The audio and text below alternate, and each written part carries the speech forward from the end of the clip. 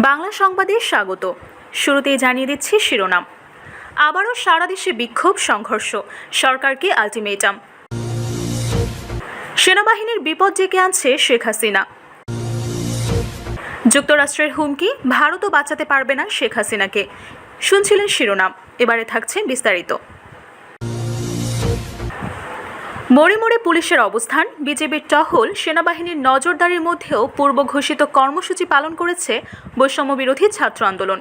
শিক্ষার্থীদের বিক্ষোভে বাধা দিয়েছে আইন শৃঙ্খলা বাহিনী। এই নিয়ে ঢাকাসহ দেশের বিভিন্ন স্থানে সংঘর্ষের ঘটনা ঘটে। আহত হয়েছেন অনেকে, আটক করা হয়েছে বিপুল সংখ্যক শিক্ষার্থীকে। সোমবার রাজধানীর science lab, Badda, Paltan, DRU, ECB চত্বর সহ বিভিন্ন এলাকায় বিক্ষোভ করে শিক্ষার্থীরা। কর্মসূচি পালন করতে গিয়ে পুলিশের বাধার সম্মুখীন হন তারা। ধাওয়া, পাল্টা ধাওয়া ও সংঘর্ষের ঘটনাও ঘটে। আটক করা হয় অর্ধশত শিক্ষার্থীকে। দুপুর 1টার দিকে রাজধানীর সায়েন্স ল্যাব এলাকায় বিক্ষোভ করার উদ্দেশ্যে ধানমন্ডির 2 নম্বর রাস্তার মাথায় অবস্থান নেয় বৈষম্য বিরোধী ছাত্র সংগঠনের 25 থেকে 30 শিক্ষার্থীর একটি দল।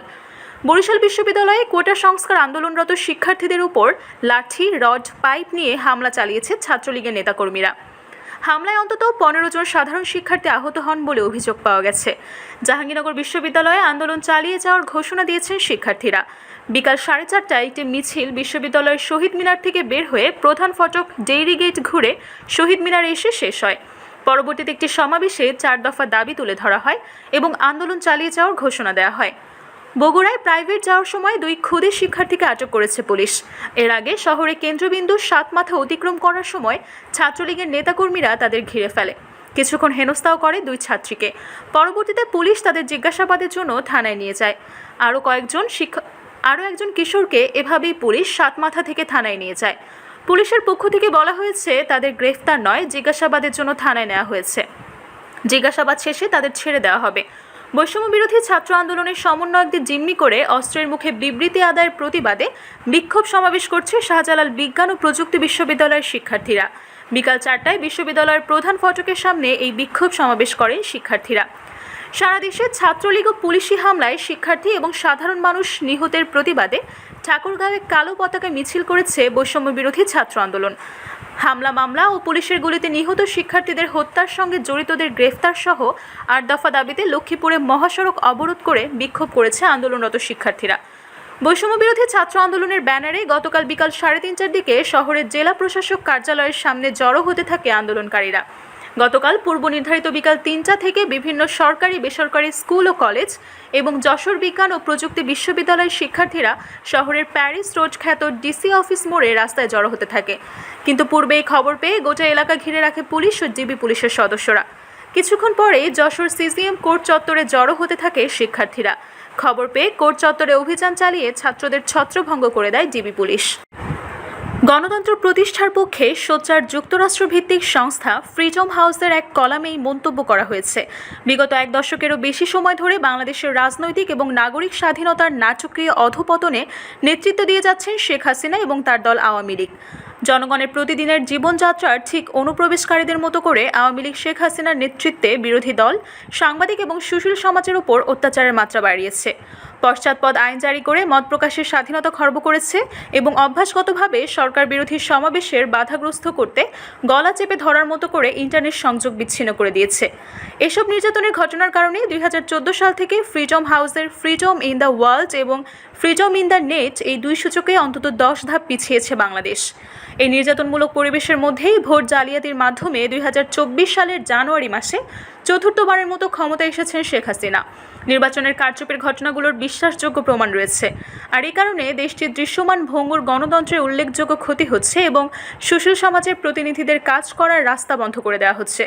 3 জায়গায় বাংলাদেশের মানবাধিকার আর আইনের শাসনের দ্রুত অবনতি ঘটেছে এবং এই অবস্থা থেকে বের হয়ে আসার পথ খোঁজা দরকার। বাংলাদেশ সাইবার সিকিউরিটি আইন জারি করে খুব বাজেভাবে অনলাইনে মত প্রকাশের স্বাধীনতা খর্ব করা হয়েছে। এছাড়া কালাকানুন, ডিজিটাল সিকিউরিটির অ্যাক্টের নিয়ন্ত্রণ এবং নজরদারিমূলক অনেক আইন এতে পুনরায় যোগ করা হয়েছে। সরকারের সমালোচনা হচ্ছে এমন অভিযোগ তুলে বিগত বছরগুলোতে হাজার হাজার মানুষকে এই আইনে গ্রেফতার করা হয়েছে। এই আইনগুলোর মাধ্যমে 2018 সাল থেকে এই পর্যন্ত সাংবাদিক এবং লেখক সহ প্রায় 4000 মানুষের বিরুদ্ধে মামলা দায়ের করা হয়েছে। গ্রেফতারকৃতদের 40% বিরোধী দল, বিএনপি সমর্থিত সাংবাদিক এবং রাজনৈতিক কর্মী। আইন শৃঙ্খলা বাহিনীর সদস্যদের প্রাণঘাতী অস্ত্রের অপব্যবহার নিয়ে ফ্যাক্ট বেসড রিপোর্ট প্রকাশ করার জেরে 2023 সালের সেপ্টেম্বর মাসে দুজন সুশীল সমাজের প্রতিনিধি এবং মানবাধিকার কর্মীর বিরুদ্ধেও মামলা হয়েছে।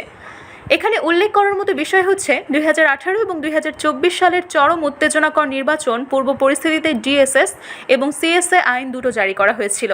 দুটো আইন জারি করার সময় দেখা গেছে যে প্রতিশোধ এড়াতে সাংবাদিক, মানবাধিকার কর্মী এবং অন্যরা এসব আইনের ভয়ে সেলফ সেন্সরশিপ আরোপ করেছে। সাইবার সিকিউরিটি অ্যাক্ট অনুসারে সরকার চাইলেই অনলাইনের যে কোনো কন্টেন্ট অপসারণ বা বন্ধ করে দিতে পারে। গণমাধ্যমগুলোকে অব্যাহতভাবে সেলফ সেন্সরশিপ আরোপ করতে বাধ্য করা হচ্ছে এবং নিউজ ওয়েবসাইট থেকে রিপোর্ট সরাতে বাধ্য করছে সরকার। আন্তদেশীয় নির্যাতনের বিভিন্ন কৌশল ব্যবহার করে সরকারের কর্মকর্তারা বিদেশে অবস্থানরত সরকারের সমালোচকদের নির্যাতন করতে সহিংসতা এবং হয়রানিমূলক আচরণ করছে। দেশের বাইরে সমালোচকদের বিরুদ্ধে আন্তর্জাতিক আইনকে রাজনৈতিক উদ্দেশ্য প্রণোদিতভাবে অপব্যবহার করছে সরকার। সুস্থ গণতন্ত্র এবং সরকারের আস্থা ফিরিয়ে আনতে অংশীদারদের উচিত তাদের ক্ষমতা দিয়ে সম্মিলিত পদক্ষেপ গ্রহণ করা, যাতে করে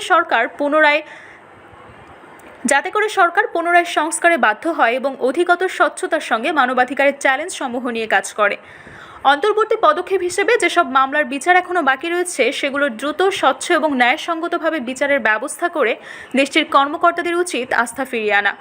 সুশীল সমাজের স্থানীয় এবং আন্তর্জাতিক প্রতিনিধিদেরকে মানবাধিকার পরিস্থিতির উন্নয়ন এবং সংস্কারের চাপে অব্যাহত রাখতে হবে।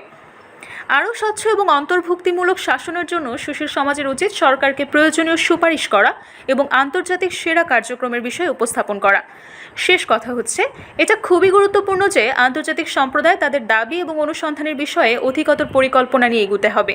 উদাহরণ হিসেবে বলতে হয়, যখন কোনো দেশ ম্যাগনিটস্কি হিউম্যান রাইটস অ্যাকাউন্টেবিলিটি অ্যাক্টের অধীনে মানবাধিকার লঙ্ঘনকারীদের উপর নিষেধাজ্ঞা আরোপ করতে চায়, তখন সে দেশের উচিত বর্তমান নেতৃত্ব সহ এমন ব্যক্তি এবং প্রতিষ্ঠানকে টার্গেট করা যারা স্পষ্টভাবে দুর্নীতির সঙ্গে জড়িত। এর বাইরে সুশীল সমাজের প্রতিনিধি এবং কর্মীদের উপর সরকারের নির্যাতনের বিষয়ে নিয়মিত নজরদারি এবং রিপোর্ট প্রকাশ অব্যাহত রাখাটা গুরুত্বপূর্ণ। এর সঙ্গে থাকতে হবে ভবিষ্যৎ পরিকল্পনা। এ ধরনের পদক্ষেপ সমূহে আওয়ামী লীগের নেতৃত্ব প্রবাহিত হবে কিনা তা নিয়ে অনিশ্চয়তা থাকার পরেও, বিশেষ করে তাদের পিছনে ভারত এবং চীন সরকারের অব্যাহত সমর্থন রয়েছে। এসব যাই থাকুক না কেন, পদক্ষেপ সমূহ হলো গুরুত্বপূর্ণ হাতিয়ার। একদিকে নির্বাচন যেমন অনিশ্চয়তার এক পরিবেশ তৈরি করেছে, অন্যদিকে এটি পদক্ষেপ গ্রহণের সুযোগও সামনে এনেছে।